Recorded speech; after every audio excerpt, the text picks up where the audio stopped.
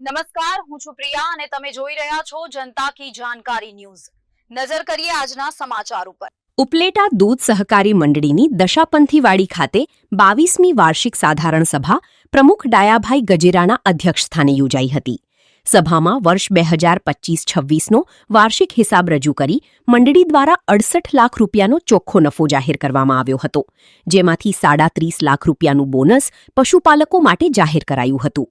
મંડળી દ્વારા અમૂલ દાણ પર રાહત, પશુપાલકો માટે અકસ્માત અને LIC ગ્રુપ વીમા કવચ, પશુ સારવાર કેન્દ્ર, રસીકરણ અને દૂધના પ્રોત્સાહક ભાવ માટે લાખો રૂપિયાની ફાળવણી કરાઈ હતી। ઉપરાંત પશુપાલકોને 3.50 લાખ રૂપિયાની ભેટની જાહેરાતને સભાસદોએ તાળીઓથી વધાવી લીધી હતી।